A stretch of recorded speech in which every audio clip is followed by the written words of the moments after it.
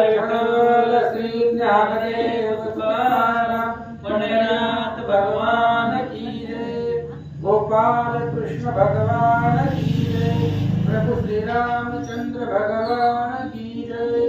कपिवर मारुत हनुमान की जय।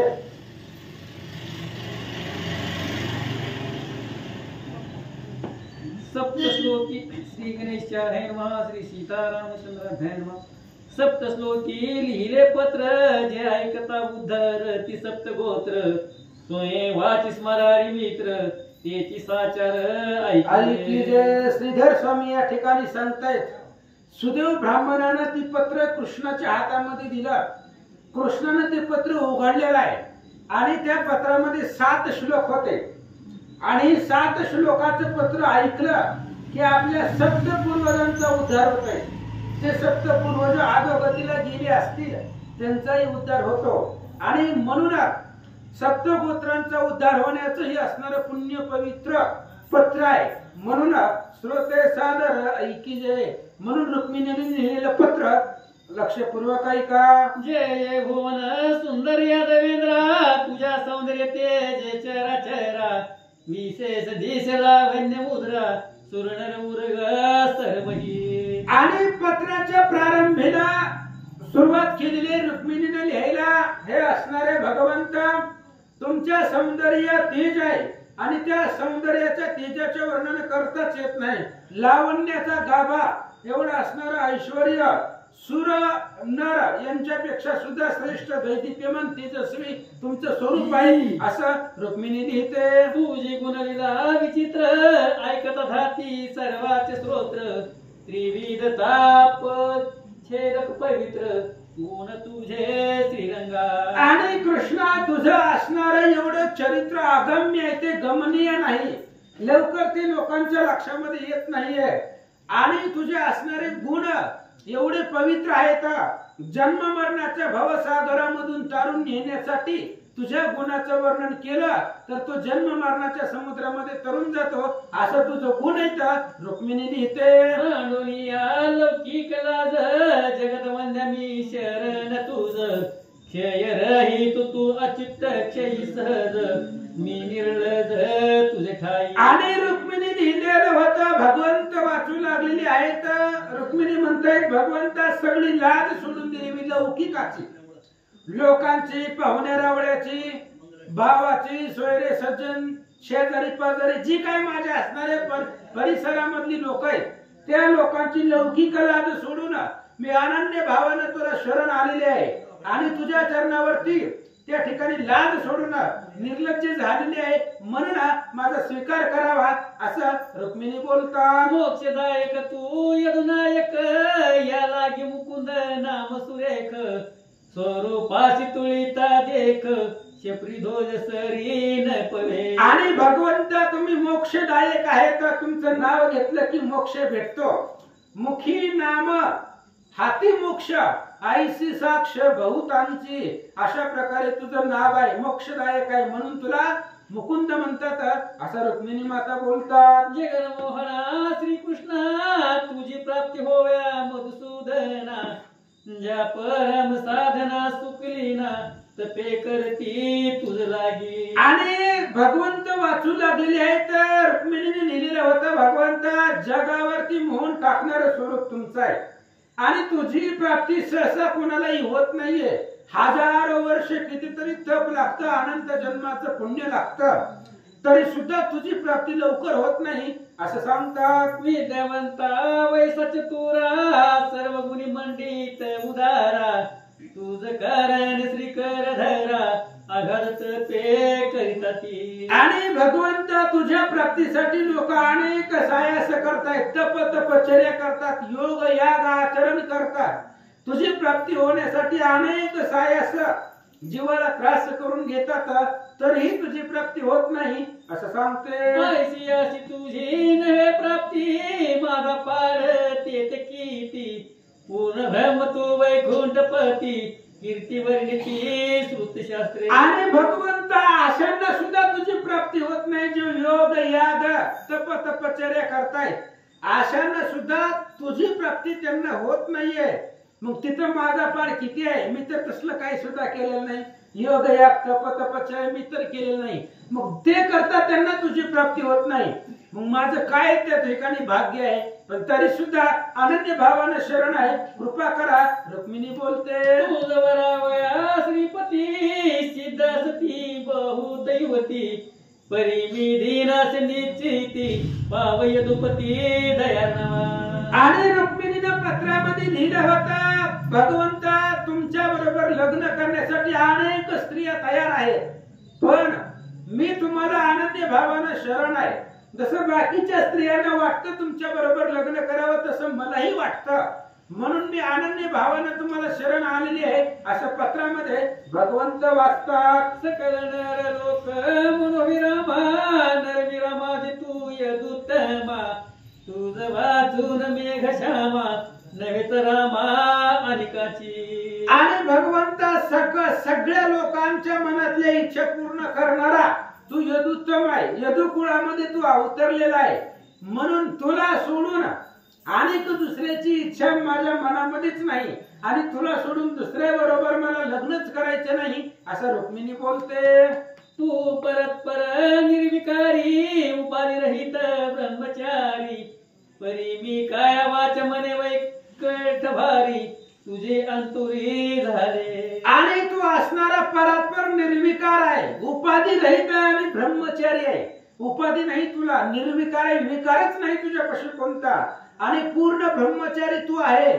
म्हणून मी काया वाचा आणि मनानं सर्व स्वभावानं तुम्हाला शरण आले. माझी दिनाची विनंती जरी उपेक्षेशी जगतपती चतुर्दश लोकी चंद्रपती हसती होईल अपकीर्ती या देवेंद्रा. आणि रुक्मिणीने लिहिलं होतं, भगवंता मी तुम्हाला अनन्य भावानं शरण आलेली आहे, आणि जर तुम्ही रातोरात कौंडण्यपुराला जर आले नाहीत, कारण उद्या सकाळी माझं लग्न आहे त्या शिशुपाळा बरोबर, आणि जर तुम्ही रातोरात आले नाहीत, माझी उपेक्षा केली, तर चतुर्दश 14 लोक आहेत, खाली सप्त पाताळ आहेत आणि सप्त स्वर्ग आहेत. ही सगळी जण 14 लोकांची 14 लोकांमध्ये राहणारे जे देव लोक आहेत, भूपती आहेत, ते तुमच्यावरती हसतील. रुक्मिणी बोलते, तू अरी चक्रवारण पंचानन तुझे अर्धांग माझे निकेतन ते जंबू कदम घोष नंदन येऊन पळो पाहतसे. आणि कृष्ण तुम्ही कसं आहे तर वारण रूपी हत्तीला मारणारे, शत्रू रूपी हत्तीला मारणारे तुम्ही पंचानन आहात, आणि तुमच्या हृदयाच्या ठिकाणी माझं स्थान आहे. पण काय झालंय, ते असणाऱ्या तुमचं जे अधिकार आहे, तुमची जी अंतुरी होणारी आहे, तिच्यावरती दमघोष पुत्र म्हणजे शिशुपाळ घालण्याचा प्रयत्न करतोय, असं रुक्मिणी लिहिते. प्रतापदीन अंबुजाक्षा पुराणपुरच्या निर्विकल्प वृक्षा सर्वांतरात्म सर्व साक्षात तुझी जाया मी झाले. आणि हे असणारा प्रताप दिनकरा तुमचा असणारा आघात प्रताप आहे, कल्पवृक्ष असणारे तुम्ही आहेत, निर्विकल्प आहेत, मनामध्ये कुठलाही विकल्प नाहीये तुमच्या, आणि सर्व साक्ष आहे तुम्ही, सगळ्या गोष्टीला साक्षीदार तुम्ही आहेत. म्हणून मी तुमची पत्नी झालेली मनातून, असं रुक्मिणी बोलते. पूर्वीचे असेल सुकर्म यागदान व्रत धर्म देव ब्राह्मण पूजा परम जरी घडली असतील. आणि रुक्मिणीने लिहिलं होतं, भगवंत वाचता येत, भगवंता जर माझं पूर्वीचं काही सुकृत असेल, चांगलं कर्म मी जर पाठीमागं काही केलेलं असेल, माझा पुण्याचा साठा असेल, तर या जन्मामध्ये आता मला तुमची प्राप्ती होईल, असं रुक्मिणी लिहिते. तडाग कूप वापिका आराम उद्यान पुष्पवाटिका हरी दिन्यादी व्रत देखा जरी घडली असतील. आणि भगवंता माझ्याकडून अनेक प्रकारची व्रत जर घडली असतील, अनेक दान, सरोवर एखाद्या पशु पक्षाला पाणी पिण्यासाठी, प्राण्याला पाणी पिण्यासाठी विहीर कूप जर मी भरून ठेवले असतील, असे काही पुण्याची कामं जर घडली असतील, तर भगवत भजन हरिगुण कीर्तन जरी गाठी असेल महत पुण्य तरीच गराग्रज येऊन हाती धरशील मज लागी. आणि भगवंता माझ्याकडून भगवंता देवाचं भजन घडलं असेल, हरी कीर्तन घडलं असेल, तुझं नामस्मरण मुखामधून गेलं असेल आणि माझ्या पदरामध्ये जर काही पुण्याचा साठा असेल तर तुम्ही सकाळी सूर्य उगवण्याच्या आधी या कौंडण्यपुराला येताल आणि माझा हात धरून मला घेऊन जाताल असं रुक्मिणी लिहिते. कमल नाभा कमलपती सत्वर येईजे रातोराती गबस्ती न उगवता यदुपती कौंडण्यपुरा येईजे. आणि हे असणारा कमल नाभा कमलापती भगवंत रातोरात तुम्हाला यायचंय. द्वारकेवरून विदर्भ नगरामध्ये कौंडण्यपूर नावाचं गाव आहे. अमरावती पासून 18 किलोमीटर अंतरावरती ते गाव आजही आहे आणि त्या गावामध्ये तुम्हाला तिथे यायचंय रातोरातीमध्ये आणि सूर्य उगवण्याच्या आधी तिथे तुम्ही या असं रुक्मिणी पत्रामध्ये लिहिते. घेऊन परमार्थ संपत्ती ज्ञानी प्रपंच दळ रगडीती तैसे यादव हारेसे जगतपती वैद्य मागध त्रासीजे. भगवंता जे काही भक्त लोक आहेत, ज्ञानी आहेत, ते काय करतात, परमार्थ रूपी संपत्ती घेतात, सैन्य संपत्ती परमार्थाची घेतात आणि हे असणारं जे काही प्रपंचाचं दळ आहे ते प्रपंच दळ रगडून टाकतात परमार्थाच्या सैन्यानं. तशा पद्धतीने तुम्ही यादवांचं सैन्य घेऊन रातोरात कौंडण्यपुराला या. गुप्त रूपे घेऊन प्रतना सत्वर यावे जगत मोहना राक्षस विधी करून जनार्दना मज घेऊन जाईजे. भगवंता गुप्त रूपाने तुमचं सगळं सैन्य घेऊन या कौंडण्यपुरामध्ये लवकरात लवकर या आणि राक्षसी विधीनं म्हणजे मला पळवून घेऊन जावा. गपचिप मी तुमच्या बरोबर येते, तुम्ही या त्या ठिकाणी आणि रातोरात मला हरण करून घेऊन जावा असं रुक्मिणी लिहिते. येता विधी लग्न नव्हे तत्वतः तरी राक्षस विधी परणी जे अनंता त्रिभुवन ऐक वैकुंठ नाथा धावे आता सत्वर. रुक्मिणीने लिहिलं होतं, भगवंता माझं लग्न तुमच्या बरोबर जर यथाविधीनं ब्रह्म मुहूर्तावरती सर्व लोकांच्या साक्षीनं जर होत नसेल तर राक्षस विधीचा अवलंब करा म्हणजे मला पळवून घेऊन जावा गुपचूप अंधाराचा फायदा घेऊन मला तुमच्या गावाला द्वारकेला घेऊन जावा असं रुक्मिणी लिहिते. तू असशील निज मंदिरी मी कैसा येऊ तीर्थवरी तुझे दुष्ट बंधू दळ भारी सिद्ध होतील झुंजावया. रुक्मिणीने लिहिलं होतं, भगवंता तुमच्या मनामध्ये प्रश्न येईल आता मी कुठं असणार आहे, रुक्मिणी कुठं असणार आहे. अंतपुरामध्ये राजकुमारी आहे, ती राजाचं लेकरू आहे आणि महालामध्ये ती असेल आणि तुमचे असणारे माझे सगळे बंधू त्या घराला रक्षण असतील. मग डायरेक्ट तुझ्या घरामध्ये तुझ्यापर्यंत माझ्यापर्यंत कसं यायचं असा जर प्रश्न तुमच्या मनामध्ये आला तर त्याचं उत्तर मी सांगते, ऐका. त्यांचा करिता संवार तुझ होईल दुःख थोर तरी ऐकाव एक विचार जगदवंद्या यदुपती. आणि कृष्णा तुमच्या मनामध्ये विचार आला असेल की तुझे भाऊ म्हणजे रुक्मिणीचे भाऊ आडवे येतील, त्यांच्या बरोबर युद्ध करावं लागेल, त्याच्यासाठी तुम्हाला खूप त्रास होईल, दुःख होईल आणि हे युद्ध होऊ नये, हे टाळावं, याच्यासाठी एक उपाय सांगते, ऐका. नगराबाहेर अंबिका पुरा आपण यावे श्रीकर धरा दळ भारे यादवेंद्रा सीते ते आशीजे. रुक्मिणीने पत्रामध्ये लिहिलं होतं, भगवंता सगळ्या दळभारा सहित गावाच्या बाहेर देवीचं जगदंबेचं एक मंदिर आहे आणि हे असणाऱ्या कुल घराण्याचा नियम आहे, लग्नाच्या आधी त्या देवीच्या पूजेला जावं लागतं. म्हणून तुम्ही काय करा, त्या देवीच्या मंदिरामध्ये या आणि सगळं सैन्य घेऊन तिथं गुप्त रूपाने राहा. पुढं आमचा कुळ धर्म ऐसे पुरातन लग्नाआधी अंबिका पूजन मज वेष्टून बंधुजन येतील घेऊन देवालया. आणि कृष्ण आमचा कुळधर्म जुना आहे, पूर्व परंपरार्जित कुळधर्म चालत आलेला आहे. लग्नाच्या आधी अंबिकेचं पूजन करावं लागतं.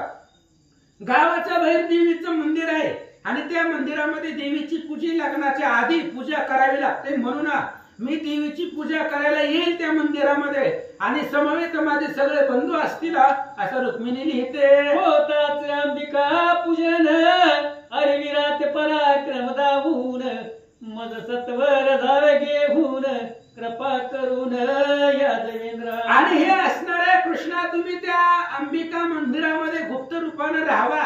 मी तिथं आल्यानंतर ना तिथं फक्त माझे भाऊ येतील, दळ संपत्ती वगैरे पाठीमागे राहील आणि त्या असणाऱ्या शत्रूला मारून, जे काही तुमचे शत्रू तुम्हाला आडवे येतील त्यांना मारून तिथं पराक्रम दाखवून मला रथावरती घेऊन द्वारकेला घेऊन जावा.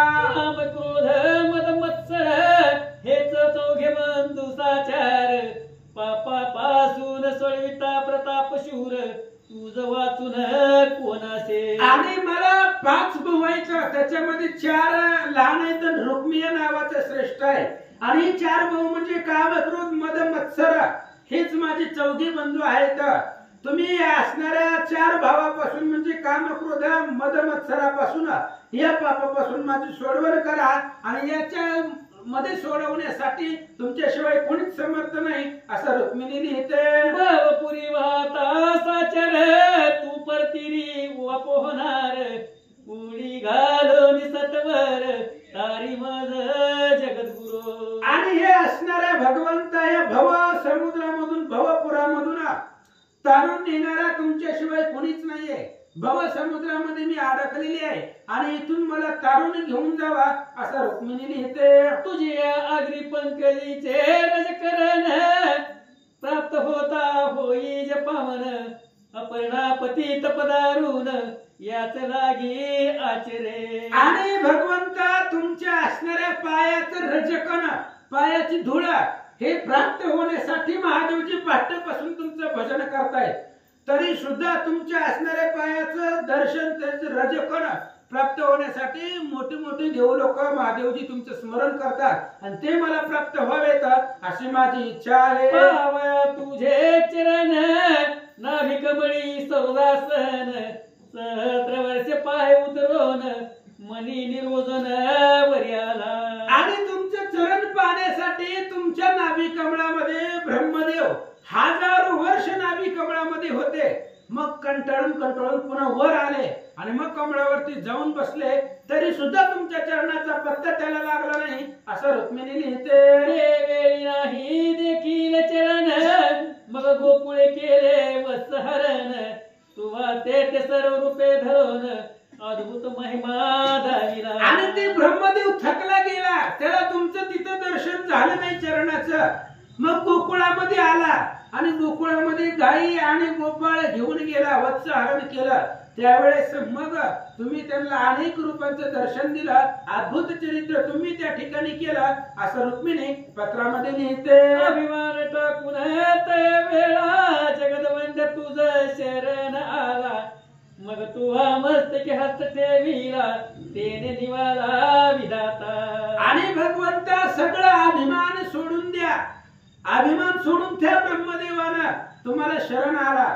शरण आल्यानंतर पुन्हा त्याच्या मस्तकावरती तुम्ही कृपेचा हस्त ठेवला, तेव्हाही त्याला तुम्ही ज्ञानाचा उपदेश केला असं रुक्मिणी लिहिते. तू शिव ब्रह्मादिका नयेसी आया, निषिद्ध झाले तुझवर आवया, परमधित्वत्व करून या पत्र लिहिले नेनतपणे. आणि रुक्मिणीने पत्राच्या अंतीला शेवटला लिहू लागली, भगवंता तुम्ही शिव ब्रह्मादिकांच्या सुद्धा ध्यानामध्येही जात नाही आणि मी तुमची पत्नी होण्याचं स्वप्न पाहते, त्यामुळे मी तुम्हाला पत्र लिहिलेलं आहे, अज्ञानपणाने लिहिलेलं आहे, हे उद्धतपणाला क्षमा असावी असं रुक्मिणी लिहिते. आता श्रीरंगाची पण तुझची एक माळ घालीन, नाही तरी हा देह त्यागीन तप आचरण शतजन्मे. आणि रुक्मिणीने पत्राच्या अंतीला लिहिले, कृष्ण माझा शेवटचा आणि ठाम निर्णय आहे, जर मी लग्न करीन तर फक्त तुमच्याशी,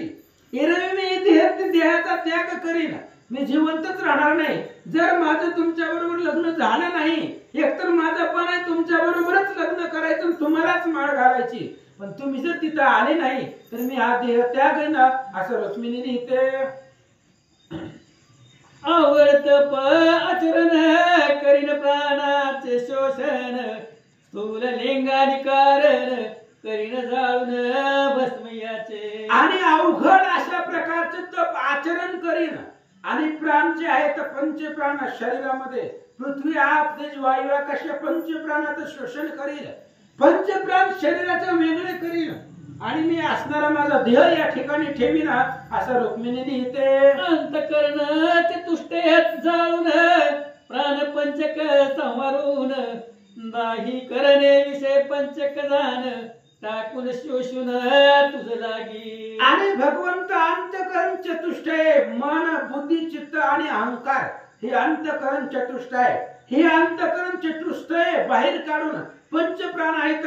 ह्या पंच प्राणाचं शोषण करीला आणि यालाही शरीरामधून बाहेर काढीला आणि या असणारी जी काही स्थूल देह आहे ही मी जमिनीवर याचा त्याग करीला असं रुक्मिणी लिहिते.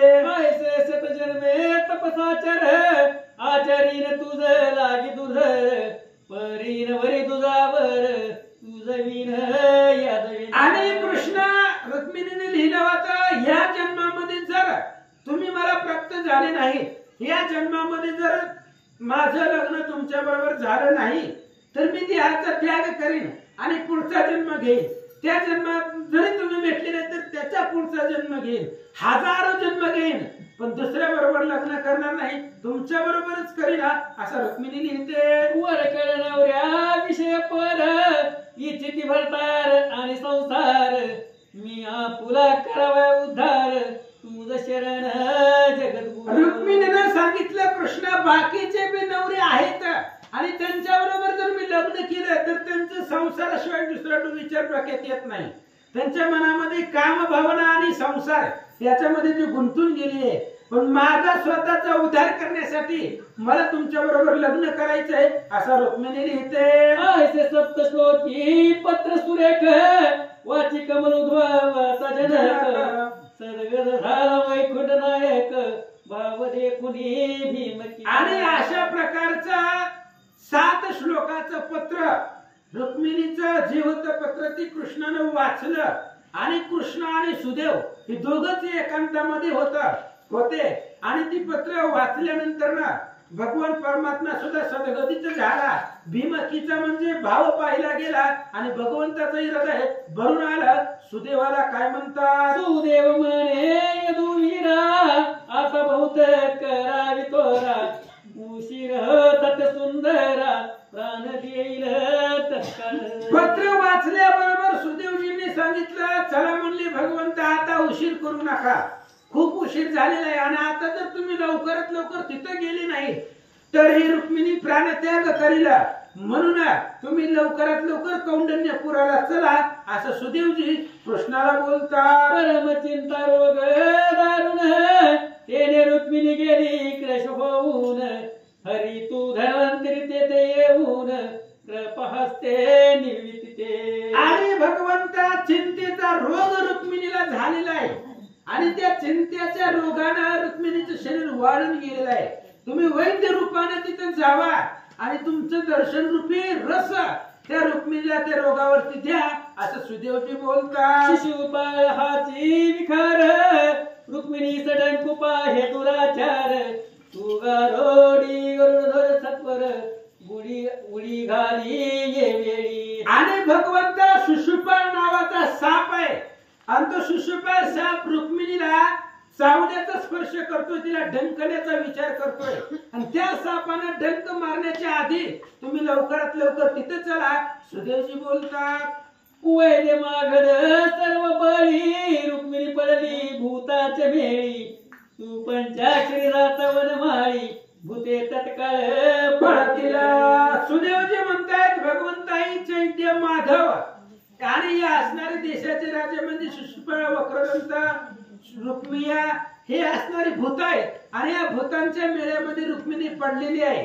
तुम्ही जर पंचाक्षरीचा मंत्र घेऊन तिथं गेला तर त्या मंत्राच्या अभावानं ही सगळी भूत पळून जातील असं सुदेवजी बोलतात. रावणारी तरे तू पूर्वावतारी जाऊन वैश्रवण बंधुपुरी प्रतापे सोडविल विद्या कुमारी तैसीच करे आताही. रुक्मिणीने रामायण वाचलं होतं तिने सांगितलं, सुदेवने सांगितलं महाराज निज बळे निज शक्ती सोडविली सीता म्हणून येणे झाले अयोध्या रघुनाथा.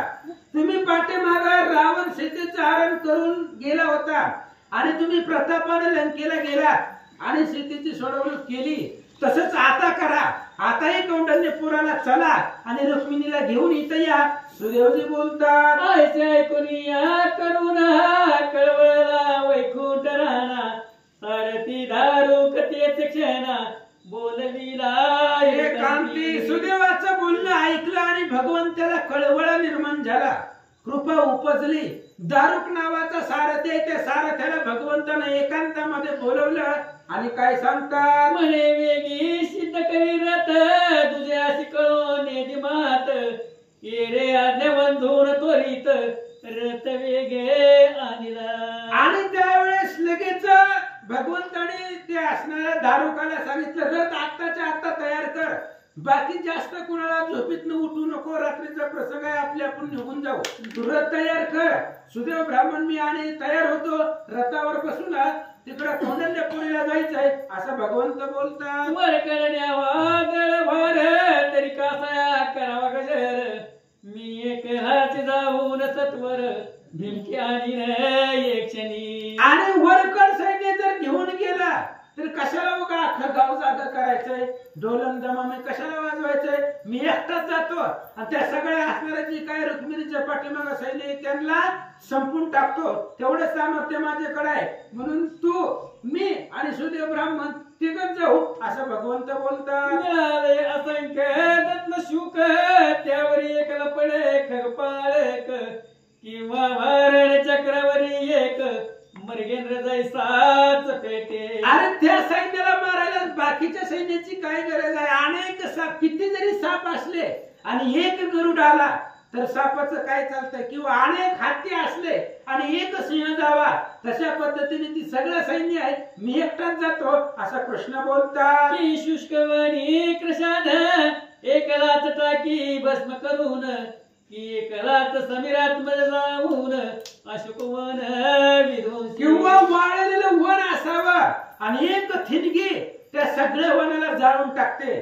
किंवा हनुमंतराव एकटेच गेले होते अशोक वनामध्ये आणि एकटे जाऊन त्या अशोक वनाचा विध्वंस केला, रावणाचे पोरे चंबुमाळी अखया सगळ्या सैन्याला मारलं, तसं मी एकटा जातो आणि त्या सैन्याला मारतो. ऐसे विचारून या देवेंद्र रती चढला प्रताप रुद्र, तुरंगी वैसवीर द्विजभर चालिले सत्वर मन वेगे. आणि अशा प्रकारचा भगवान परमात्म्याने दारुकाला सांगितलं आणि एकटाच रथावरती बसला.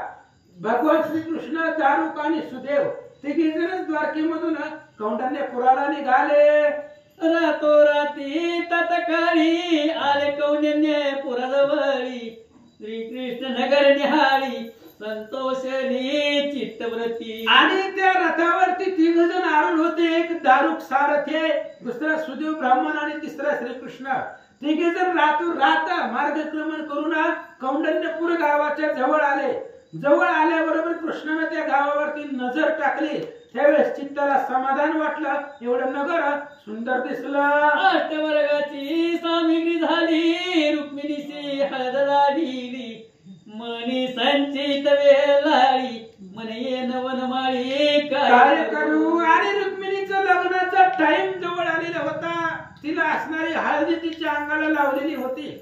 हळदी रुक्मिणीच्या अंगाला लावत असताना रुक्मिणी विचार करू लागली, अजून कृष्ण आले नाही तर, अजून कसे आले नाही तर याची चिंता करू लागली. म्हणी विचारी राजा भीमक, जरी सबई येईल द्वारका नायक, तरी मदये भडा पुण्य श्लोक तुझ्या मग असे ना. आणि भीमक राजा मनामध्ये विचार करू लागला, या वेळेला जर भगवान श्रीकृष्ण आले, या ठिकाणी जर इथं उपस्थित झाले तर माझ्यासारखा भाग्यवान या जगामध्ये कोणीच नाहीये, म्हणून कृष्ण या वेळेला इथं यावा.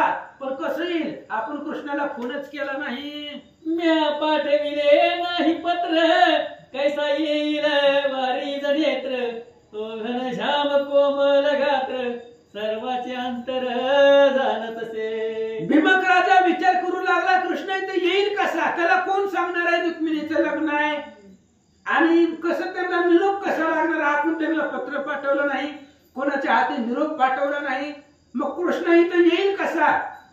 पण सर्व साक्ष आहे, सर्वांचा अंतर जाणणार आहे, मुंगीचेही जाणे मानस, मुंगीच्याही मनातला जाणणारा कृष्ण आहे. भीमक राजा विचार करत असताना तेवढ्या वेळामध्ये तिथं जाऊन पोहोचले. ऐसा संचित राजेंद्र तो दूत जाणवी ती समाचार की लग्नासी आला दमुखोस्त्र पवर निगभार घेऊया. आणि असा चिंता मनामध्ये करत होता भीमक राजा की या वेळेला कृष्ण यावा. बंद करायचे का? मग विचार केला आता या वेळेला कृष्ण यावा. पण तेवढ्या वेळामध्ये दूतांनी सांगितलं की शिशुपाळ सगळ्या सैन्य सहित रुक्मिणी बरोबर लग्न करण्यासाठी दरवाजामध्ये आलेला आहे. शिशुपाळ वक्रदंत जरासंध सौर्मत मुख्य शिशुपाळ नवरा मिरवत आले नगरा बाहेरी. आणि त्यावेळेस सांगितलं की शिशुपाळ आणि वक्रदंत, शिशुपाळ ही नवरा आहे आणि घोड्यावर बसून ती दरवाजामध्ये त्या ठिकाणी आपल्या राजमंदिरापर्यंत मिरवत मिरवत डिजेन डॉल्बी लावून तो आलेला आहे. अशा प्रकारची वार्ता दूत भीमक राजाला सांगतात. दृष्टी देखता विषय सुख जैसे मनितच ती साधक तैसा राजा भीमक मनात असुख मानित असे. आणि दूतांनी ही वार्ता सांगितली की शिशुपाळ घोड्यावरती बसून मिरवत मिरवत आपल्या घराच्या महाराज महालापर्यंत येतोय. असं भीमक राजानं ऐकल्याबरोबर भीमकाला दुःख वाटलं. जसं विषयाचं सुख पाहिल्यानंतर जे काही भगवंताचे भक्त आहेत, साधक आहेत, ती मनामध्ये विटतात, त्यांना दुःख होतं. तशा पद्धतीचं दुःख भीमक राजाला झालं. रुक्मियासी हरिकना आवरे पित्यासी म्हणे चला सामोरे भीमक निजभारे सितोरे नगरा बाहेर निघाला. आणि रुक्मियाला खूप आनंद झालेला होता कारण शिशुपाळ त्याचा मित्र होता आणि त्यानंच हे लग्न ठरवलेलं होतं. शिशुपाळने सांगितलं नवरा आलेला आहे तिथं दरवाजापर्यंत, चला त्याचा सामोरे जाऊ, त्याला वाजवीत गाजवीत आपल्या घरापर्यंत आणू. असं रुक्मियाचं बोलणं ऐकलं भीमक राजा निघाला. श्रीमंत पूजा करुणी त्वरित जानवासा निधला नगरात इकडे झाला व्रतांत तोचे ऐका साधन हो. आणि इकडे असणारा श्रीमंत पूजा वगैरे सगळे उरकला आणि मग जे काही लोक लग्नासाठी आलेली होती वराडी, त्या वराड्यांना राहण्यासाठी जानवस म्हणजे त्यांना राहण्यासाठी नगरामध्ये जागा दिली. हे झालं कौंडण्यपुरामध्ये इथपर्यंत आलेला आहे. आता इकडं रातोरात कृष्ण गायब झाले होते म्हणून द्वारकेत काय झालं ऐका. बळी भरदी उद्धवा क्रूर त्यासी कळला समाचार की रुक्मिणी हरणाचे दुवीर एकलाची गेला. आणि मग इकडे द्वारकेमध्ये सकाळ सकाळ वार्ता पसरली. बळीराम, उद्धव, अक्रूर, उग्रसेन राजा हे सगळ्यांच्या मनामध्ये विचार आला की कृष्ण रुक्मिणीचं हरण करायला गेलेला आहे आणि एकटाच गेलेला आहे. कृष्णानं सैन्य नेलेलं नाही, तर कुठल्याही प्रकारचं चतुरंग धड कृष्णापाशी नाही, फक्त एकटा कृष्ण रुक्मिणीचं हरण करायला गेलेला आहे. तर आपण त्याच्या सहाय्यासाठी पाठीमागून जायला पाहिजे कारण तिथं अनेक सैन्य आहे. शिशुपाळ वक्रदंत चैत्य मागध देश इथं हे सगळे देशाचं सैन्य त्या ठिकाणी आहे. म्हणून बळीराम दादा विचार करतात. जरासंध शिशुपाळ येथे येतील वीर सकळ ईद होईल तुंबळ जिंकेल घन निळ तितकेही. बळीराम दादा विचार करतायत तिथं जरासंध शिशुपाळ वक्रदंत सगळे येतील कारण लग्न रुक्मिणीच्या भाव बहिणीचं होतं रुक्मिणीचं आणि तो रुक्मिया बरोबर अनेक सहकारी होते. हे जरासंध वक्रदंत शिशुपाळी असणारे रुक्मियाचे जवळचे मित्रमंडळी होते आणि ती त्या ठिकाणी येतील.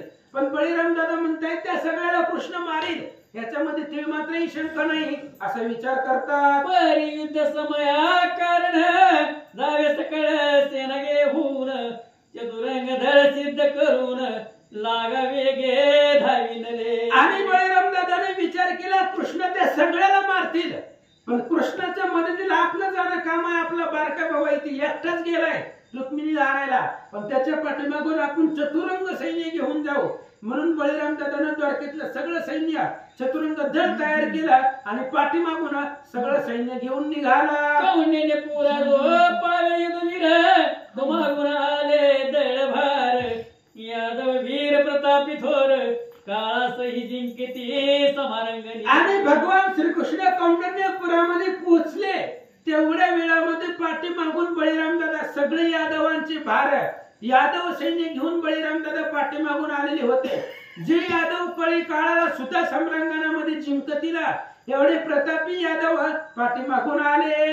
इकडे रुक्मिणी वेल्हारी चिंता समुद्री पडेली म्हणे लिखित पाठविले वनमाळी नेनवे झाली परिकैसी. इकडे रुक्मिणी चिंता करू लागली. मी पत्र लिहिले होतं सुदेव ब्राह्मणापाशी 7 श्लोकांचे ते पत्र आहे.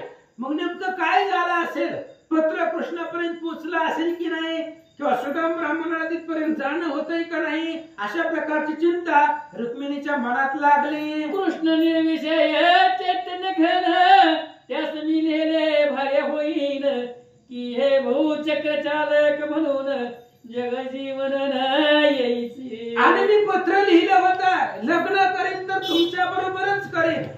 त्यावेळेस हीच कृष्णाला नडलं गेलं, कारण कृष्ण निर्विकल्प आणि निर्विषय आहे. कृष्ण ही निर्विषय चैतन्य घन आहे. आणि मी त्यांना पत्रामध्ये लिहिले की तुमची बायको होईना. अशा प्रकारचं पत्र लिहिल्यामुळं कृष्ण येतील का नाहीये अशी चिंता रुक्मिणीला वाटली. कृष्ण की शत जन्मे तप करीन म्याहालीला अभिमान या लागी कंस प्राण हरण उदास झाला नाहीच. किंवा मग मी गर्वानेही पत्र लिहिलेलं होतं, या जन्मामध्ये नाही भेटलं तर पुढचा जन्म घेईन, त्याच्यामध्ये तुम्ही नाही भेटला तर त्याच्या पुढचा घेईन.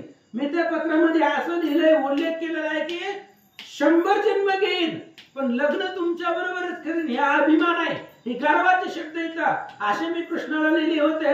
म्हणून कृष्ण येतात की नाही अशी चिंता रुक्मिणीला वाटली. वर्णिता भागला सहस्रवदन ब्रह्मादिका दुर्लभ पूर्ण त्यासी लिखित दिले पाठवून हे अनुचित. आणि रुक्मिणी मनामध्ये चिंता आहे. आता शेवटी माणूस आहे आणि माणसाच्या मनामध्ये विकल्प येत असतात. असं झालं नसेल तर तसं झालं असेल.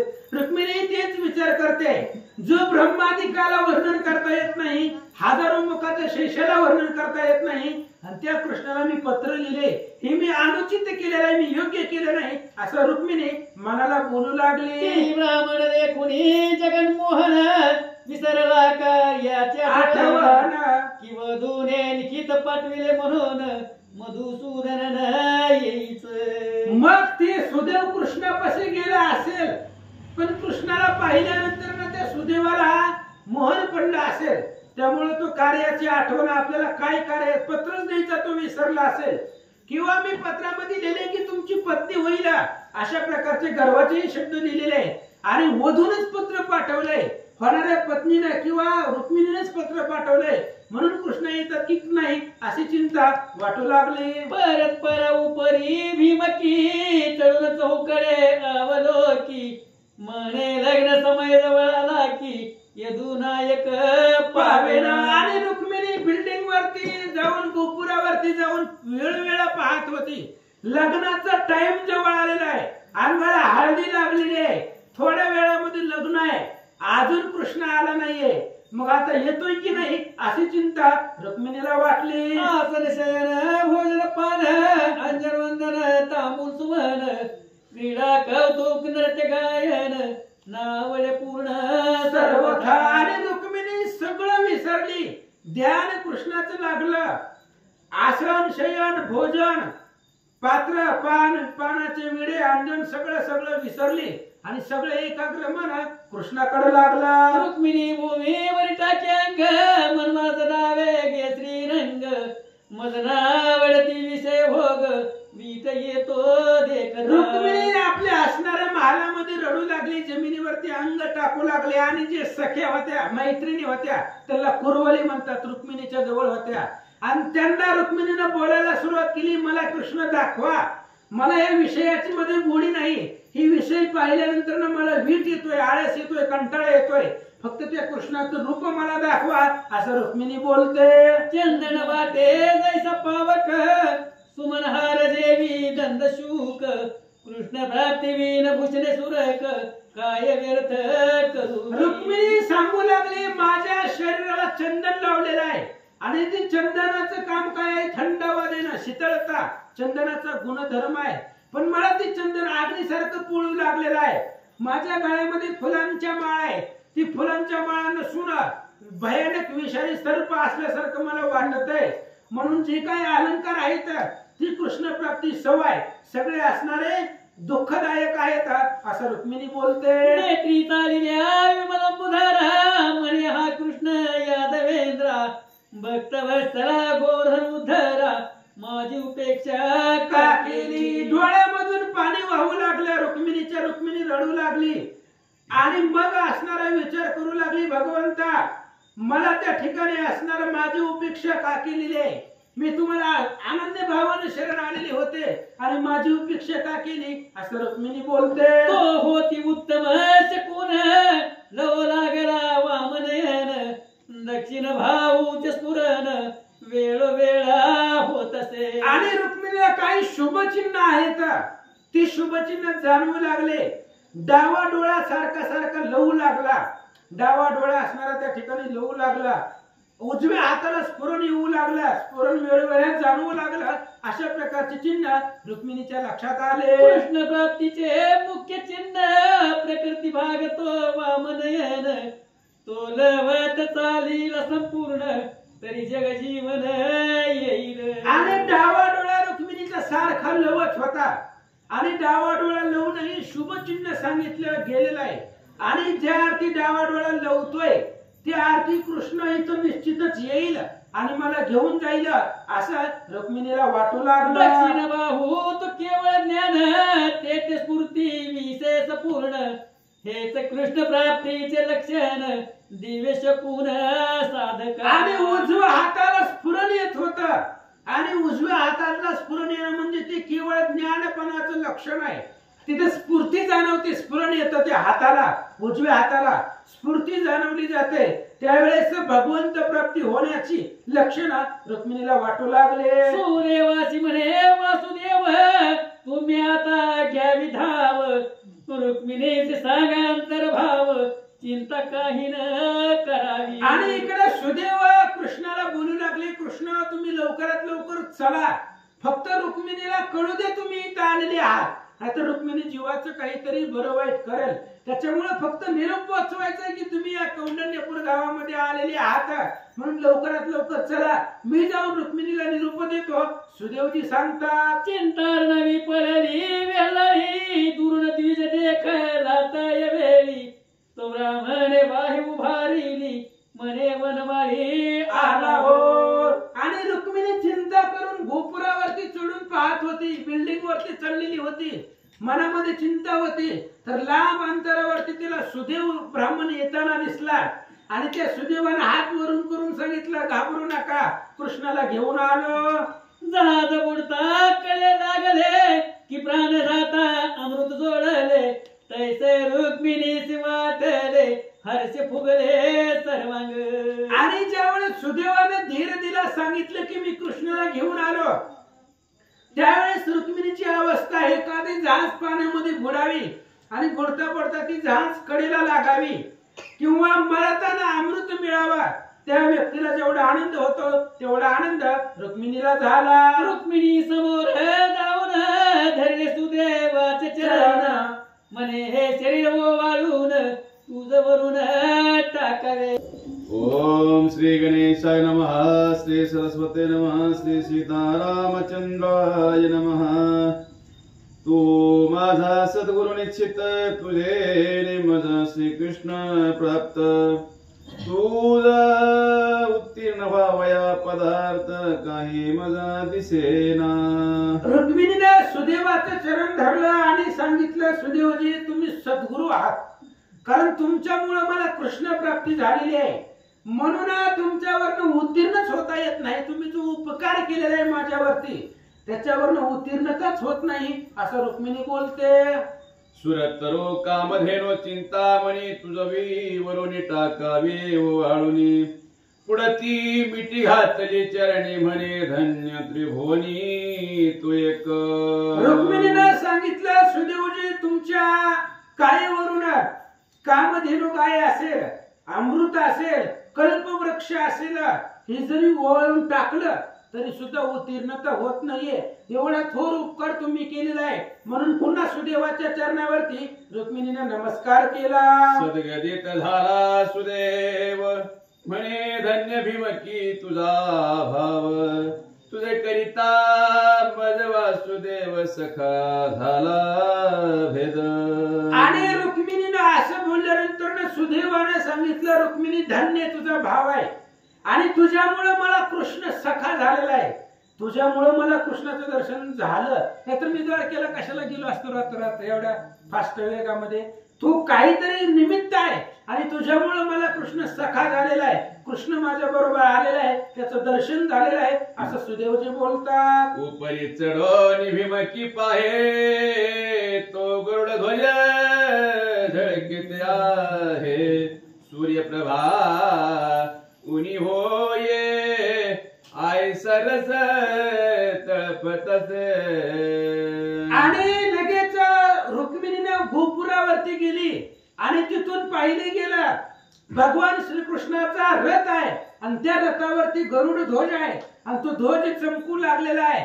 सूर्याची सुद्धा प्रभा तिथं फिक्की पडेल एवढा तेज त्या रथाचा होता. भवते यादव सैन्य पार दिसे जैसा क्षीर समुद्र मध्ये शेषशाही यदुवीर रथ समवेत शोभतसे. आणि रुक्मिणी गोपुरावरती चढून पाहू लागलेली आहे. भगवंताचा रथ आहे दिव्य आणि भव्य आणि कडन चतुरंग सैन्य आहे, यादवांचं सैन्य आहे. जसं अफाट समुद्र असावा समुद्रासारखं अथांग सैन्य यादवांचं होता आणि मध्यभागी श्रीकृष्ण शोभिवंत दिसत होते. रुक्मिणी पाहू लागली. भीम काशी कळला समाचार की उत्सव पाहवया आला यादवेंद्र सवे बळीराम बंधू समग्र निज भारेची. आणि भगवान श्रीकृष्ण आपलं सगळं यादव सैन्य चतुरंग दळ घेऊन आलेले होते. त्यावेळेस दूतांनी भीमक राजाला जाऊन सांगितलं ही लग्न सोहळा पाहण्यासाठी, लग्नाचा उत्सव पाहण्यासाठी भगवान श्रीकृष्ण आपल्या भावासहित, बळीराम दादा सहित आणि अनेक यादव सैन्य सहित या ठिकाणी आलेले आहेत. ऐसे ऐकतात समयी ब्रह्मानंद दाटला हृदयी म्हणे मज एवढा सभाग्य नाही होईल जावाई श्रीकृष्ण. आणि दूताच्या मुखामधून वार्ता ऐकल्याबरोबर भीमक राजाला आनंद झाला. एवढा आनंद झाला की ब्रह्मानंद झाला. त्रिभुवनामध्ये तो आनंद समावेत नव्हता. भीमक राजा विचार करू लागला माझ्या एवढा भाग्यवान जगामध्ये कुणीच नाही. जे अर्थी श्रीकृष्ण इथं आलेला आहे ते अर्थी तो आता माझा जावईच होईल असा विचार भीमकजी करतात. राजा चालला समोर तंत वितंत घन सुस्वर चतुर्विध वाद्यांचे गजर नांदे निराळ दुमदुमले. आणि भीमक राजा समोर निघाला श्रीकृष्णाला स्वागतासाठी. भीमक राजाने अनेक आपलं सैन्य बरोबरीला घेतलेलं आहे. अनेक प्रकारचे वाद्य आहेत, चतुर्विध वाद्य आहेत, वेगवेगळे आवाज त्या वाद्यामधून बाहेर निघतात आणि एवढ्या थाटामध्ये कृष्णाच्या समोर भीमक राजा निघाले. आला ऐकून वनमाळी राणी शुद्धमती आनंदाने म्हणे धन्य भीमकी वेल्हाळे निज भाग्ये समर्थ आहे. आणि ज्यावेळेस ही समाचार शुद्धमतीला कळला, रुक्मिणीची आई होती ती, आणि त्या शुद्धमतीला सुद्धा खूप आनंद झाला. तिनेही विचार केला की भगवान श्रीकृष्ण या ठिकाणी आलेले आहेत, आपल्या रुक्मिणीचंच भाग्य समर्थ आहे असं शुद्धमती बोलतात. आला ऐकून कृष्णात मागरचे देखळ समस्त संतापले हृदयात म्हणती अनर्थ ओढवला. आणि सगळी बातमी गावामध्ये कौंडण्यपुरामध्ये पसरली. भगवान श्रीकृष्ण यादवांच्या चतुरंग सैन्य सहित आलेले आहेत. ही वार्ता मागध देशाचा राजा जरासंध आणि चैत्य देशाचा राजा शिशुपाळ आहे. ही मागध आणि चैत्य देश आहेत आणि त्या देशांचे राजे जरासंध आणि शिशुपाळ आहे. ह्या लोकांना शिशुपाळाला जरासंधाला वार्ता कळली. अंतकरणामध्ये हृदयामध्ये त्यांना भयंकर राग आलेला आहे. ज्या अर्थी कृष्ण इथं आला त्या अर्थी काहीतरी विपरीत होईल असा विचार ही लोक करू लागले. रुक्मिया विठला मनात जैसा सवेशी येता महापंडित मुख मूर्ख होती भयभीत शब्द फुटे बोलावया. आणि रुक्मिया मनामध्ये विटला गेला. ज्यावेळेस कृष्ण आला ही वार्ता रुक्मियानं ऐकली त्यालाही मनामध्ये दुःख झालं. एखाद्या सभेमध्ये महापंडित यावा आणि मूर्खाची बोलती बंद व्हावी. मूर्खाला जसं शब्द फुटत नाही तसे कृष्ण आलेली जी वार्ता ऐकली आणि रुक्मियाच्या मुखामधून शब्द बाहेर पडना. की देखोनी राजा हंसा चिंती संतापती वायास की पंचानन येताचा विकास शृंगाराशी सौख्य वाटेना. किंवा राजहंस पाहिल्यानंतर ना कावळ्याला तेवढा आनंद होत नाही. कावळा मनामध्ये दुःखित होतो. किंवा सिंह बघावा आणि सिंह पाहिल्यानंतर ना कोल्हा असेल किंवा हरण असेल हत्ती असेल यांना दुःख व्हावा. तशी अवस्था रुक्मियाची झाली. कोणी धार्मिकाची संपत्ती दुर्जनाशी खेद वाट चित्ती की कोणी संताच्या मूर्ती निंदक विटती या परी. धार्मिकाची संपत्ती ज्यावेळेस वाढावी धार्मिकाच्या घरामध्ये संपत्तीचा साठा वाढावा त्यावेळेस निंदकाला दुःख होतं. निंदकाला त्रास होतो. किंवा दुसरं उदाहरण काय संतांच्या मूर्ती पाहिल्या आणि जी काही निंदक दिवशी आहेत त्यांना दुःख वाटावं तशी अवस्था रुक्मियाची झाली. की ऐकता हरिनाम घोष भूत प्रेतासी न वाटे सावकाश तैसाला ऐकोनी जगनिवास खेदे कळाशी दाटला. किंवा भगवंताचं नामस्मरण कानावरती पडावं आणि भगवंताचं नाम घेतल्याबरोबर हरी हरी हरी मंत्र हा गाग पळे भूत बाधा भेने तेथे. फक्त भगवंताचं नामस्मरण ऐकल्यानंतर ना भूत वगैरे पळून जातात. तशा प्रकारची अवस्था रुक्मियाची झालेली आहे. आणि भगवान श्रीकृष्ण आले हे ऐकल्यानंतर म्हणजे काही खळ लोक होते त्यांना दुःख वाटलं. सोनगराबाहेर राव देखा सामरा गेला वैकुंठ नायका तो दृष्टी देखिला निज सका प्रेमळाचा कैवारी. असं म्हणले भीमक राजाला आजचे अष्टभाव जागृत झाले आणि पंचारतीचा सत्कार करण्यासाठी किंवा सामोरे जाण्यासाठी भीमक राजा समोर गेला. समोर गेल्यानंतर ना भगवान श्रीकृष्णाला भीमकानं पाहिलेलं आहे. आनंद वाटला. अष्टभावे दाटोनी नपवर साष्ट घातला साष्टांग नमस्कार. प्रीती जाणो राम यदुवीर अलिंगावया पुढे आले. आणि भीमक राजानं पाहिलं श्रीकृष्णाला. अंतकरणामधले अष्टभाव जागरूक झाले आणि साष्टांग नमस्कार कृष्णाला बळीराम दादाला भीमकानं घातला.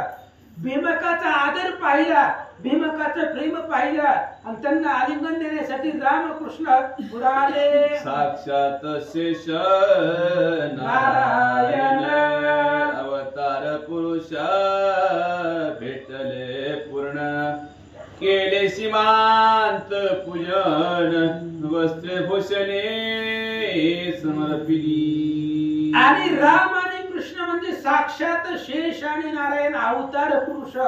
साक्षात भीमक राजालाही अवतारिक पुरुष भेटले. त्या दोघांची सीमांत पूजा केली. वस्त्र अलंकार त्या दोघांना समर्पण भीमक राजानं केले. अंतरी जाणो प्रीती मुळा विनाला श्रीपती तू परमात्मा स्वय आणि क्षिती शब्दाहुनी वेगळा. आणि भीमक राजानं बोलायला सुरुवात केली. भगवंता आम्ही तुम्हाला मूळ पाठवलं नाही निरोप पाठवलं नाही आणि कसलाही निरोप तुम्हाला नसताना सुद्धा तुम्ही अचानक या ठिकाणी आलेले आहात, त्यामुळे तुम्ही शब्दाच्या पलीकडचे आहेत. शब्दामध्ये तुमचं वर्णन करता येत नाही. भीमकजी बोलतात, जाणवसा निघाला नगरा भितरी, तेथे राहू म्हणे कंसारी, मगधचे दामुचे वैरी, दुष्टा दुरे असावे. आणि त्यावेळेस नगरामध्ये राहण्यासाठी जागा दिली भीमक राजानं. म्हणले या आपल्या गावामध्ये राहावा. पण कृष्णाने विचार केला तिथं राहायला अडचण अशी आहे की तिथं शिशुपाळ, वक्रदंत, जरासंध ही सैन्य आहे. त्या सैन्यामुळे मी गावामध्ये तिथं राहणार नाही असं कृष्ण बोलतात. काम क्रोध मद मस्तळे सारखे त्याशी रक्षिती दुरे, विवेक वळे त्यांचा सहारे करुणी विजय मग होती. कृष्णजी सांगतात हे शिशुपाळ, वक्रदंत म्हणजे काम क्रोध आहे आणि यांच्यापासून साधक दूर राहतात, लांब राहतात आणि विवेकाचा मारा करून त्याचा संहार करतात असं कृष्ण परमात्मा बोलतात. तरी कौंडने पुरा बाहेरी जाऊन राहू म्हणे कैट भारी, अंबिकापुरी ये अवसरी ठाव आमासी. रुक्मिणीने पत्रामध्ये लिहिलं होतं मंदिरामध्ये मी तिथे येते कारण आमचा कुळ धर्मच तसा आहे, त्यामुळे तुम्ही देवीच्या देवळामध्ये राहावा. आणि कृष्णाने सांगितलं त्या पत्रामध्ये लिहिल्याप्रमाणे, वाचल्याप्रमाणे, म्हणजे गावामध्ये आम्ही राहत नाही, गावाच्या बाहेर देवीचं मंदिर आहे, त्या देवीच्या मंदिरापाशी राहण्यासाठी आम्हाला जागा द्या, परवानगी द्या असं कृष्ण बोलतात. सांडोनी जागृती स्वप्न सुसुप्ती, सूर्यभूमीसी योगी राहती, तैसा अंबिकापुरी श्रीपती राहू म्हणे भीमकाते. आणि तिन्ही अवस्था आहे, जागृती, स्वप्नी आणि सुषुप्ती. ह्या तिन्ही अवस्थेच्या पलीकडे तुर्य आहे आणि साधक लोक जे आहेत भगवंताचे भक्त आहे, तिन्ही अवस्थेच्या पलीकड तुर्य अवस्थेमध्ये सदोदित राहतात. तसं कृष्ण म्हणतात मी गावामध्ये राहत नाही, जगदंबेच्या मंदिरामध्ये तिथं आसपास राहतो असं कृष्ण सांगतात. राज म्हणे श्रीकरधरा नगरा तुनी मार्ग अंबिका पुरा, अवश्य म्हणून त्या अवसारा द्वारकानाथ उठिला. आणि भीमक राजाने सांगितलं भगवंता तुम्ही ज्या रस्त्याने आला तिथून देवीच्या मंदिराकडे जायचं म्हणल्यावर गावातनं जावं लागतंय, त्याच्यामुळे तुम्ही गावामधून चला आणि त्या गावाच्या बाहेर देवीचं मंदिर आहे तिथं तुम्ही राहावा असं बोलल्याबरोबर कृष्ण उठले आपल्या सैन्यासहित आणि गावातून निघाले. रथी वैसला जगन्नायके आपणा जवळी वैसविला, भीमके दळ भारे मिळवित देख नगरातून चालेला. आणि रथावरती भगवान श्रीकृष्ण बसले, आपल्या शेजारी भीमकाला बसवलं, बाकीचं सगळं वरकड सैन्य घेतलं आणि भीमकाला सोबतीला घेऊन श्रीकृष्ण निघाले. श्रीकृष्ण वरे नगर जन धावती समग्र, देखो श्रीकृष्णाचा मुखचंद्र जन नेत्र चकोर लुब्धले. आणि गावातून श्रीकृष्ण निघाले होते देवीच्या मंदिराकडे जाण्यासाठी. पण ज्यावेळेस कृष्णाने गावामध्ये प्रवेश केला त्यावेळेस कृष्णाला पाहण्यासाठी ज्याचा असणारा मुखचंद्र चंद्राला सुद्धा लाजेल असं ज्याचा मुखकमळ आहे ते पाहण्यासाठी सगळे गुलोक आतुरतेने येऊ लागले. एक श्रवणाच्या राजबिरीस आले, तेथुनी हरिरूप निर्धारिले, एक कीर्तनाच्या उमाटी ठाकले, प्रेम हरिरूप विलोकिती. आणि आता भगवंताला पाहायचे, भगवंताची प्राप्ती करायचे म्हणून बिल्डिंग वरती महाड्यावरती जाऊन लागले. पण ती असणारी बिल्डिंग आणि महाडी माईक नव्हती, श्रवण रूपी असणारे काही महाड्या होत्या, गोपुर होते. एक श्रवणाच्या गोपुरावरती जाऊन कृष्णाला पाहू लागला. श्रवणाशिवाय भगवंताची प्राप्ती होत नाही. दुसरं हरी कीर्तन रूपी गोपुर आहेत आणि हरी कीर्तन रूपी गोपुरामध्ये जाऊन तिथं निर्भयतेने नाचून कृष्णाचं दर्शन घेऊ लागले.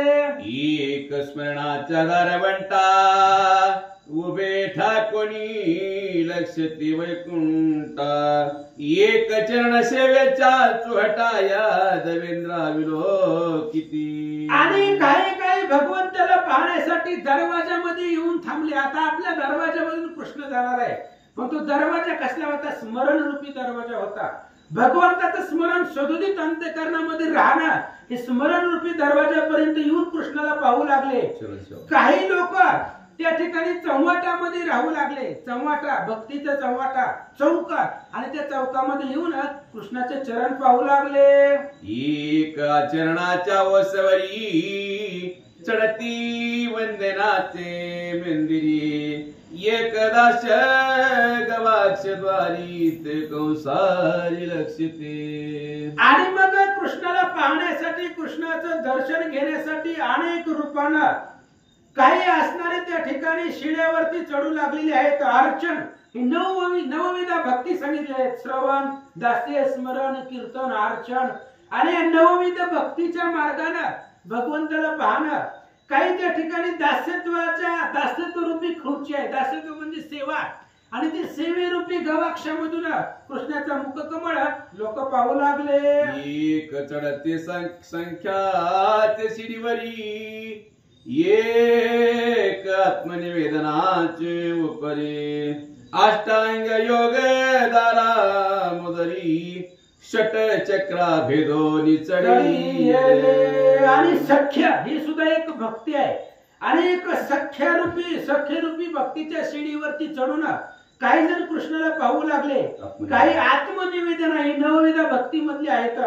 आणि आत्मनिवेदनाच्या उपरावरती, गोपुरावरती चढून कृष्णाला पाहू लागले.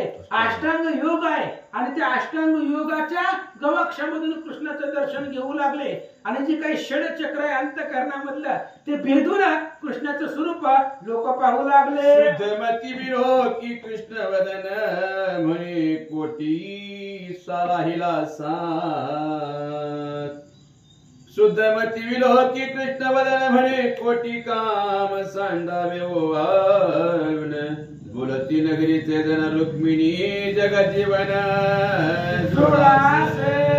शुद्धमती रुक्मिणीची आई आहे. आणि त्या शुद्धमतीने सुद्धा कृष्णाला पाहिलं. शुद्धमतीने विचार केला, एवढे स्वरूप आहे, कोटी काम याच्यावरती ओवाळून टाकावे. आणि जात असताना गावामधली लोक बोलतायत, रुक्मिणीचा आणि कृष्णाचा जोडा हे अत्यंत शोभिवंत दिसेल, असे काही लोक बोलू लागले. अंबिकापुरी ते वेळा निज भारे शिराईला सावळा. भीमके पाहुणेर सोहळा सर्व सामुग्री पुरविली. आणि मग गावामधून जाऊन अंबिकेच्या देवळामध्ये, त्या अंबिकेच्या मंदिरामध्ये भगवान परमात्मा जाऊन पोहोचले.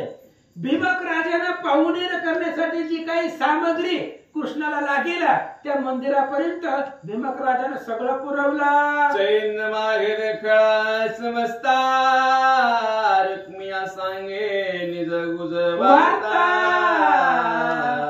कृष्णाकडे आमोचा जनिता झाली माता. रुक्मियानं सांगितलं, आपला वक्रदंत भाऊ आहे आणि जरासंध आहे, शिशुपाळ आहे. ह्या सगळ्याला रुक्मिया सांगू लागला. कृष्ण आल्यापासून माझे आई आणि वडील दोघही त्या कृष्णाच्या सेवेमध्ये गेलेले आहेत, कृष्णाच्या बाजूने गेलेले आहेत, असं रुक्मिया सांगू लागला. समय दिसतो परम कठीण कृष्ण कपटी घातकी पूर्ण. तुम्ही भार सिद्ध करण्याची सावधान असावे. आणि रुक्मिया अगोदर सूचना देऊ लागला, पुढे काहीतरी अघटित घडेल. कारण आपले आई वडील सुद्धा कृष्णाच्या बाजूने गेलेले आणि कृष्ण कपटी आहे. मला माहिती आहे ते कृष्णाचा स्वभाव तो घातकी आहे, त्यामुळे युद्ध करायची वेळ लागेल. म्हणून आपलं जे काय चतुरंग दळ आहे तुम्ही तयार ठेवा, आणि गरज लागेल तेव्हा आपण युद्ध करू, असं रुक्मिया बोलू लागला. लग्न लागले यावरी यादवनी वटो क्षण भितरी. आलसे बोलोनी धड करी निज मंदिरा पातला. रुक्मियाने सांगितलं, बहिणीचं लग्न आहे आणि लग्नामध्ये काही विघ्न आणायचं नाही. एकदा शिशुपाळाचं आणि रुक्मिणीचं लग्न लागेपर्यंत गप बसायचं. आणि एकदा हे दोघांच्या डोक्यावरती अक्षता पडल्या एकदा यांचं लग्न लागलं मग जेवढे यादव आलेले आहेत त्या सगळ्या यादवांना मारून टाकायचं असं रुक्मिया सांगून आपल्या घरामध्ये निघून गेला. रुक्मिया म्हणे ते अवसरी लग्न घटिका जवळी आली पूजा सामुग्री सिद्ध केली वराना वया कारणे. आणि रुक्मियानं सांगितलं आता लग्नाची सामग्री सगळं सिद्ध झालेली आहे, आता फक्त नवरदेव येण्याचं बाकी आहे. नवरदेव आला की त्या दोघांना वाजवीत गाजवीत लग्न मंडपामध्ये न्यायचं एवढंच बाकी आहे असं रुक्मिया सांगू लागला. तरी आता सत्वरे नृपवरा चला शिशुपाल तो शुद्धमती म्हणे अवधारा कुळाच्या रविसले ती. आणि मग लगेच रुक्मियाने सांगितलं म्हणले आता शिशुपाळाला आणू आणि लग्नाचा जो काही सोहळा आहे तो लवकरात लवकर उरकू, कारण कृष्ण आल्यापासून याला भीती वाटू लागलेली होती म्हणून त्यानं लवकरात लवकर उरकण्याचा प्रयत्न केला. पण शुद्धमतीने सांगितलं रुक्मियाच्या आईनं म्हणले बाबा पूर्व परंपरेपासून आपल्याला आलेला कुळधर्म चालत आलेला नियम कसा विसरला. आदि भीमकेशी नेवणी करावे अंबिका पूजन मग लागेल जी सुलग्न विधी संपूर्ण ऐसा आहे. शुद्धमतीने सांगितलं आपला विधी काय आहे, कुळधर्म काय सांगतोय आपला. पूर्व परंपरा अशी चालत आलेली आहे की आपल्या कुळामध्ये ज्याचंही लग्न असेल वधूच्या हातामधून म्हणजे रुक्मिणीच्या हातून त्या जगदंबेची पूजा करायची. गावाच्या बाहेर ते देवीचं मंदिर आहे तिथपर्यंत रुक्मिणीला घेऊन जायचं, त्या रुक्मिणीच्या हातून त्या देवीची पूजा करायची मग लग्न करायचं असा आपला कुळधर्म आहे. रुक्मिया म्हणे लग्न लावणीया मग कन्याने अंबालया. राजा म्हणे कुळधर्म टाकून या विधी केवी करावा. रुक्मियाने सांगितलं म्हणले पिताश्री आपण आधी लग्न लावू, पूजा तर करायची मग लग्नाच्या आधी केली लग्न झाल्यावर केली काय पूजा तर आपण करूच, पण आधी लग्न लावू शिशुपाळाचं आणि रुक्मिणीचं मग दोघं बी देवीच्या पूजेला जातील. भीमक राजाने सांगितलं असा आपला नियम नाही, लग्नाच्या आधी रुक्मिणीने एकटीनं वधूला त्या देवीची पूजा करावी असा आपला कुळधर्म आलेला आहे, पूर्ववत विधी आलेला आहे आणि तो विधी सोडून तुम्ही कसं लग्न करता असं भीमक राजा बोलतात. राजा म्हणे तू षंड नव्हे सी पुरुषा ती प्रचंड सती सकरशी बडबड शक्तीहीन भागितो. आणि भीमकाने सांगितलं तू कशाला घाबरतोय, तू काय नपुंसक आहे का, तुझ्यामध्ये ताकद नाही का. जर कृष्ण तिथं आला असेल तर तुझ्यामध्ये सामर्थ्य नाही का बहिणीचं रक्षण करण्यासाठी. भीमक राजा बोलतात. आय साही नवीला भीमके रुक्मिया बोले अति विवेके आता ती पुरुषार्थ माझा देखील रुक्मिणीने तो अंबालया. भीमक राजाने रुक्मिणीला टोचून बोलला अरे तू घाबरतो कशाला, आपला कुळधर्म काय विसरलाय, जर तुला भीती वाटत असेल तर तुझ्या ताकदीला काय करायचंय असं टोचून बोलल्यामुळे आपल्या पुरुषावरती संशय घेतल्यामुळं रुक्मिणीला आवेश आला आणि स्फुरणाने तो बोलू लागला आता तर आधी देवीची पूजा करतो म्हणून रुक्मिणीला घेऊन निघाला. कृष्णा सहित यादव वीर करीना वघ्याचा सहारा सिद्ध केले दळभार आदित शस्त्रे अवघेची. मग लगेचच असणारा रुक्मिणीने विचार केला आणि कृष्ण सहित सगळी यादवांना मारून टाकतो म्हणून अशा आवेशाने निघाला. शिंगमागदाचे धवा रुक्मिया नवी समग्र मायेशी पूजावया सत्वर आदि माया चालली. आणि सगळं ते सैन्य दळभार सोबतीला घेतलेला आहे, रुक्मिणीला मध्यभागी ठेवलेला आहे आणि त्या जगदंबेला पूजण्यासाठी देवीला मायारूपी देवीला पूजण्यासाठी ही आदि माया ताट घेऊन निघाली. शरण चाली निघाली रुक्मिणी सवे सखिया जीवलगा सांगा तिनी मन समर्पित यादव कुळभूषणे हंस गती जात असे. आणि रुक्मिणी चरण चालीने निघालेले चालत चालत निघालेले, सोबतीला अनेक असणाऱ्या स्त्रिया सोबतीला आहेत. हंस गतीनं हळूहळू रुक्मिणी देवीच्या दर्शनाला निघाली. लक्षानुलक्ष महावीर शस्त्रे लग्न करुणी समग्र युहरचिला परी कर भीमकी भवता. आणि इकडं शिशुपाळाने रुक्मिणीच्या कडेला लक्षावधी सैन्य शस्त्र सगळे ते मेणाच्या बाहेर तलवारी काढून सैन्य उभा होता चतुरंग दळ विहार रचलेला होता रुक्मिणीच्या कडेला आणि रुक्मिणी निघाली. धनुर्धराच संख्य भार खेळले भवते महाकुंजर महारथी उद्धट विरता भवते रक्षिती. असंख्य धनुर्धराचं भार आहे, सगळं असणारं चतुरंग दळ आहे, सुषुप वक्रदंत सोबतीला आहे, अनेक प्रकारचे उद्भट असे वीर सोबतीला होते. लाट यंत्राचे बळी मार त्या भवते चालती दुर्धर सैन्य दिशे यंत्रांकार मध्यपीठा रुक्मिणी. अनेक प्रकारचे वाद्य वाजत होते, यंत्र गोळे होते आणि सगळ्याच्या विहाच्या मध्ये रुक्मिणी उभी होती. आय शिरक्षितांबिके जवळी आणि तेव्हा भीमबाई देवळा माझी प्रवेशली सखिया समवेता. असे प्रकारचे असणारे रुक्मिणी रक्षित तिचं विवाह करून रक्षण करत करत करत त्या देवीच्या मंदिराच्या पायऱ्यापर्यंत दरवाजापर्यंत रुक्मिणी आपल्या सखिया समवेत पूजा करण्यासाठी आली. मग षोडशोपचारे करुण देवीस पूजित रुक्मिणी शेवटी पुष्पांजळी वाहून मग मौन करीत आणि मग रुक्मिणीने 16 प्रकाराने त्या जगदंबेची महामायेची पूजा केली. सगळे असले काही आभरण देवीला अर्पण केले. शेवटी पुष्पांजली देवीच्या असणाऱ्या मूर्तीवरती फुलांचा वर्षाव रुक्मिणीने केला आणि काय करते उभी ठाकेली रुक्मिणी बाळा हस्त कमळ जोडी आदी कमळा लक्ष्मी देवीच्या भजन कमळास्तव नवे करी तस. फुलं टाकून देवीच्या पुढे उभी राहिली, हात जोडले आणि देवीचं असणारं सर्व मंगल्य मांगल्य शिवे सर्वार्थ साधिके शरणम त्र्यंबके गौरी नारायणी नमोस्तुते अशा प्रकारे स्तुती करू लागली.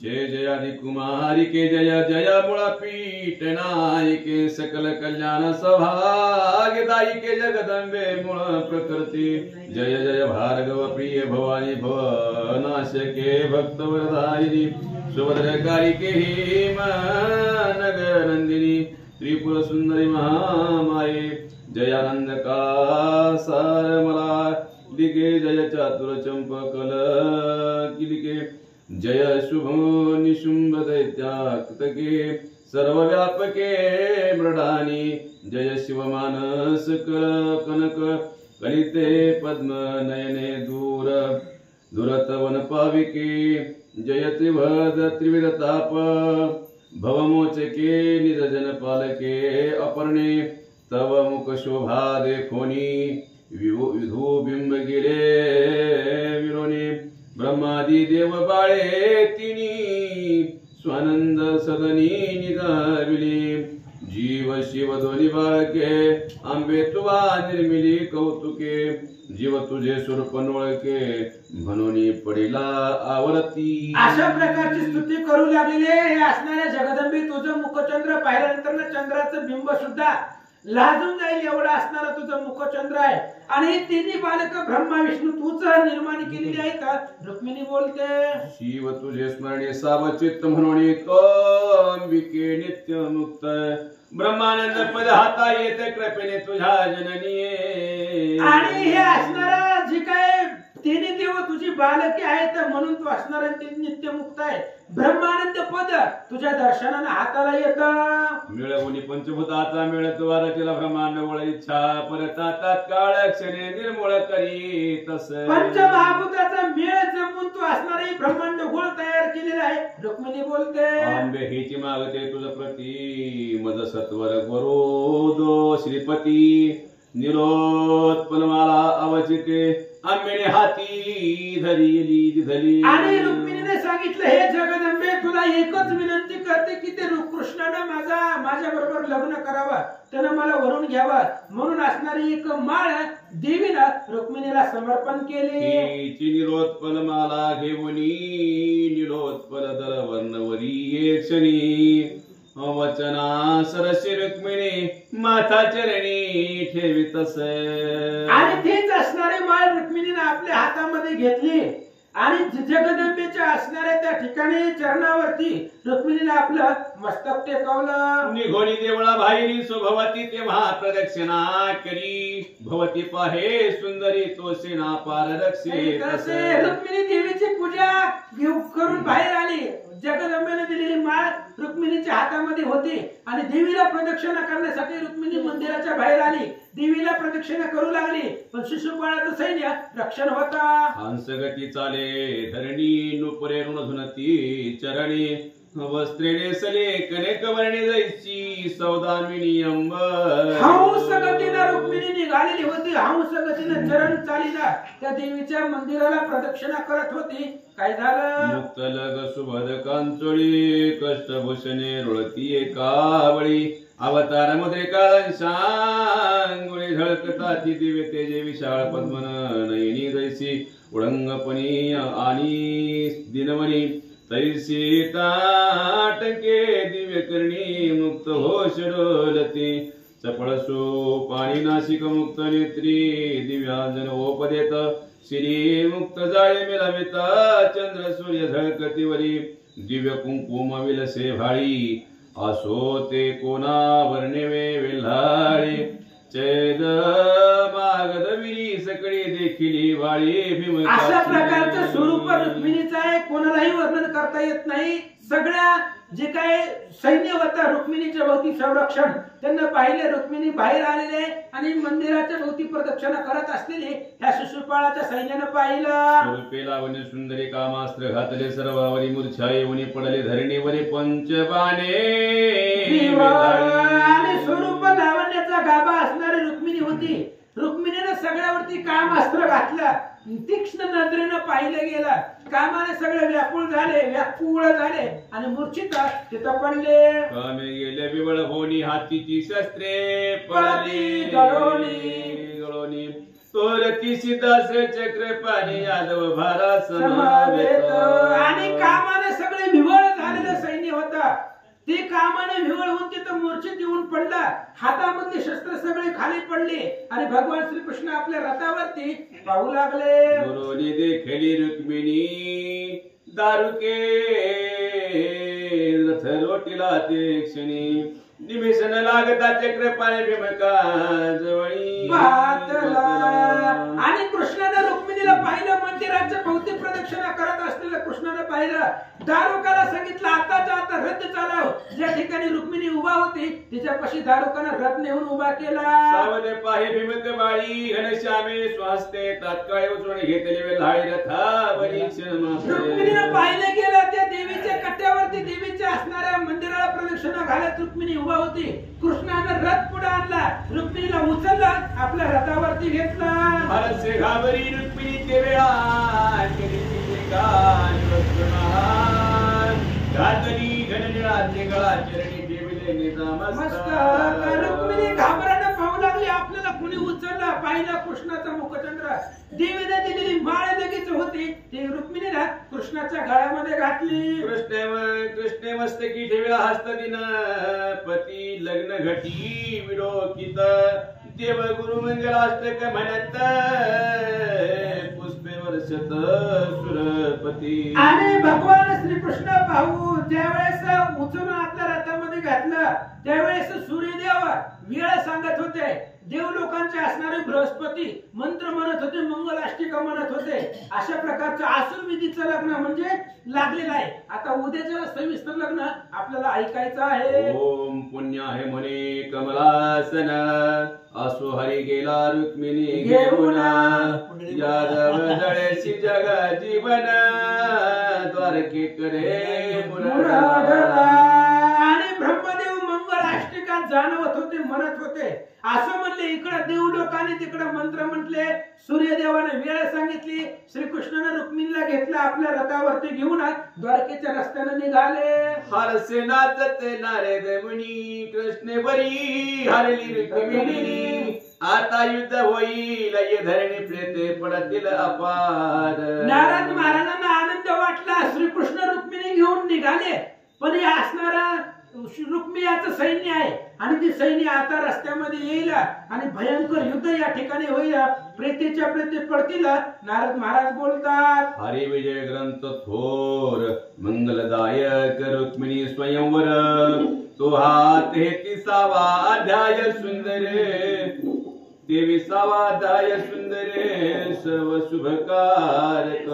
आणि श्रीधर स्वामी सांगतायत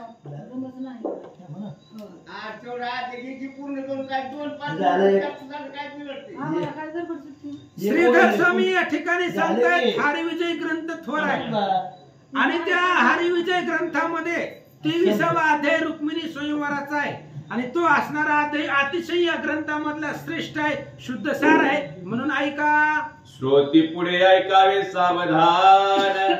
यादव मागदा होईल युद्ध कंदन मूळ माधवी रुक्मिणीचे लग्न यथा सांग होईल. श्रीधर स्वामी या ठिकाणी सांगतायत ऐका, भगवान श्रीकृष्ण रुक्मिणीला घेऊन गेलेले आहेत पण रुक्मिणीचं लग्न सासरही नाही आणि माहेरही नाही. मूळ माधव नावाचं गाव मध्यस्थीला लागतं आणि त्या मूळ माधवाच्या ठिकाणी रुक्मिणीचं लग्न होईल. श्रोते मायबापांनी लक्षपूर्वक ऐका. ही रुक्मिणी स्वयंवर ऐकता हरे सकळ संकट व्यथा सकळ मंगळ कारक तत्वता त्रिकाळ पडता बहु पुण्य. रुक्मिणी स्वयंवर कथा एकनाथ महाराजांनी 17 अध्यायामध्ये रुक्मिणी स्वयंवर लिहिलेला आहे. कशासाठी लिहिलंय? ही रुक्मिणी स्वयंवर कथा ऐकल्यानंतर ना त्याची संकट आणि व्यथा नाहीशी होतात म्हणून सेपरेट ग्रंथ नाथ महाराजांनी रुक्मिणी स्वयंवराचा लिहिलेला आहे. इथं श्रीधर स्वामींनी 2 अध्याय सांगितलेले आहे आणि ही ग्रंथ ही अध्याय ऐकल्यानंतर ना सगळ्या कार्याला मंगलकारक होतात, सगळी संकट नाहीशी होतात. म्हणून ऐका. ब्रह्मानंदा ज्ञान समुद्रा श्रीधर वरद निर्विकार रुक्मिणी वल्लभा भैमातीत विहारा दिगंबरा दुपुरुषा इति श्री हरिविजय ग्रंथ समस्त श्री हरिवंश भागवत प्रेमळ परिशोध भाविक रक्ती शतमध्याय श्री ज्ञानदेव तुकाराम पंढरीनाथ भगवान